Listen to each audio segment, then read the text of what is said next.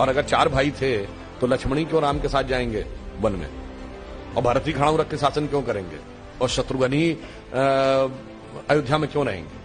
क्योंकि 4 भाई 4 पुरुषार्थ के प्रतीक है, धर्म अर्थ काम मोक्ष। भगवान राम धर्म है, शत्रुघ्न अर्थ है, लक्ष्मण काम है और भरत मोक्ष है। अब देखिए साहब, धर्म के साथ काम यानी कामना यानी इच्छा सदैव संयुक्त रहनी चाहिए, इसलिए लक्ष्मण सदैव साथ में रहेंगे।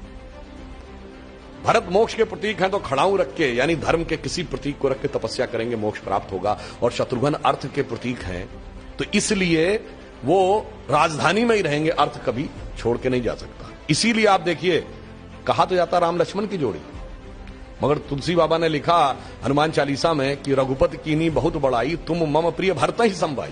क्यों? देखिए, कामना को तो धर्म सबसे प्रिय होना चाहिए, लक्ष्मण को राम प्रिय होने चाहिए, धर्म को मोक्ष। और फिर मैं एक और बात बताऊं, जो लोग कहते हैं ना राजा दशरथ के 3 रानियां क्यों थी, क्यों? इसमें 2 ही जुड़वा भाई हैं। कौन? लक्ष्मण और शत्रुघ्न। एक कामना एक अर्थ यानी इच्छा और पूर्ति, तो जुड़वा भाई। और 3 क्यों जो होना जरूरी था?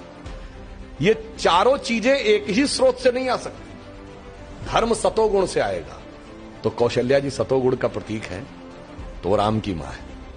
अर्थ और काम रजोगुण से आएगा तो सुमित्रा जी रजोगुण का प्रतीक है, तो उनसे काम और अर्थ उत्पन्न होगा। और केकई तमोगुण की प्रतीक है, मोक्ष प्राप्त करने के लिए तमोगुण के पार जाना पड़ेगा।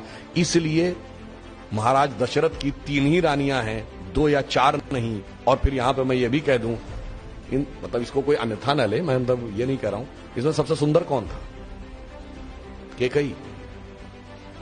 तमोगुण सबसे आकर्षक होता है और अक्सर उसी के पीछे बहुत सारी अनिष्ट की संभावनाएं भी छुपी रहती हैं। तो मैं कह रहा हूं, अगर थोड़ा सा गौर से पढ़ोगे तो एक एक चीज में इतना गहरा अर्थ निकलेगा कि फिर अगर एनी बेसेंट ने कहा था कि for 40 years I have studied a religion by the name of Hinduism, the more you study, the more you love it, the more you get involved, more you respect it, तब जाके धीरे धीरे समझ जाए।